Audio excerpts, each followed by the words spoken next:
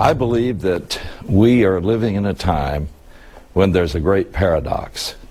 A paradox because the state of Israel and its continuing Middle East conflict with the Muslim people continues to dominate world affairs. It dominates most of the UN debate. It dominates a great deal of the media. And I believe it all is because the media has swallowed a myth, a monstrous lie that has come to be accepted as truth. Probably the most important part of this lie is the myth. Jews stole Palestinian cities, land, and houses. This is a falsehood taught to Palestinians and many Arab children from infancy. This is an excerpt from one of the Arabic 12th grade textbooks. Palestine's 1948 war ended with a catastrophe, or Nakba as they call it, that is unprecedented in history, when the Zionist gangs stole Palestine and expelled its people from their cities, their villages, their lands, and their houses, and established the State of Israel. These claims are false. Here are the facts. There was no Arab state or nation called Palestine in the Middle East in 1948 or ever. That means there was no Palestinian nation that the Jews could steal or occupy. Let's look at some of history. The Ottoman Turks ruled the entire area from 1517 to 1917. During that time, there were no nations or independent states within the empire, just provinces. The locations of the future states of Israel, Jordan, Syria, Lebanon, and Iraq, and others were created by the European powers at the end of the First World War out of the ruins of the Turkish Empire. A homeland for Israel was one of the first created by the League of Nations. The fact is, the Jews have lived continuously in Palestine for 3,700 years. Since the 19th century, the Jews were a majority of the population in Jerusalem. Therefore, since Israel's claim is older than any other, and its people have inhabited the land longer than any others, Israel has as much right to exist in the Middle East as do any of these Arab states. Jews are the most persecuted people on earth. They were victims of the ruthless Russian pogroms and other Eastern European persecutions. The Nazis attempted to eliminate the entire Jewish race. More than 6 million men, women, and children were murdered in cold blood. Haj Amin al-Husseini, the leader of what we now know as the Palestinians, was in full cooperation with Adolf Hitler in his final solution plan for the Jewish people. They almost succeeded.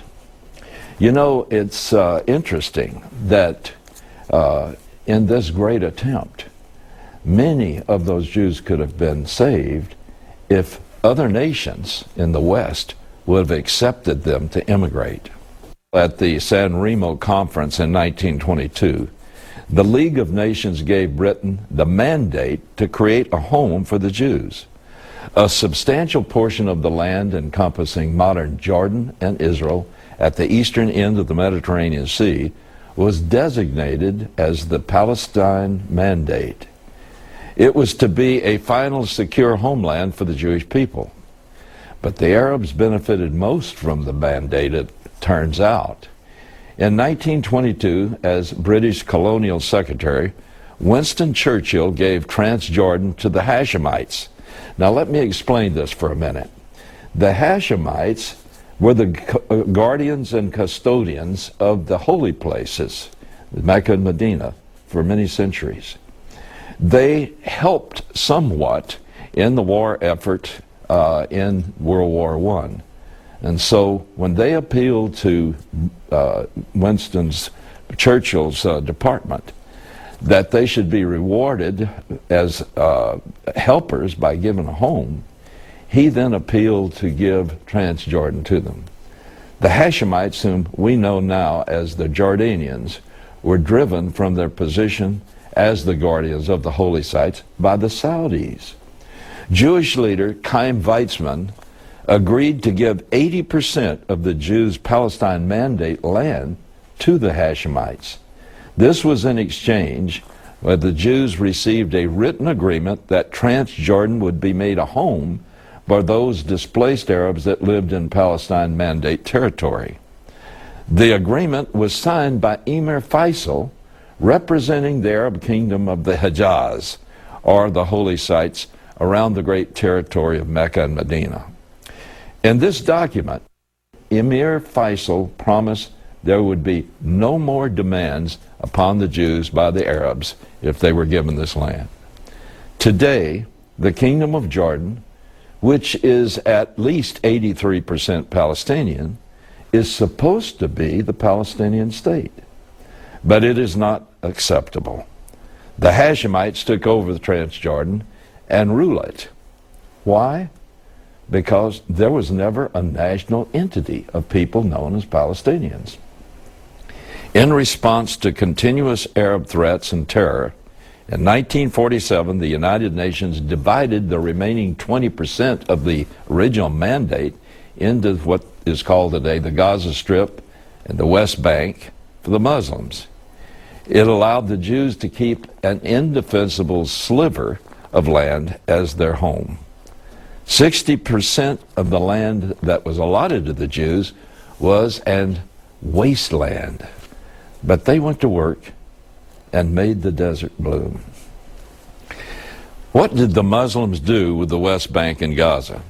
They were given billions of dollars from the United States, the United Nations, and Europe and their Jewish neighbors. And this was for economic development. But virtually all of it was taken by the PLO and other terrorist organizations that used the money for weapons and terror attacks. The rest went to Swiss bank accounts of the corrupt Palestinian leadership. No infrastructure for a state has ever been built.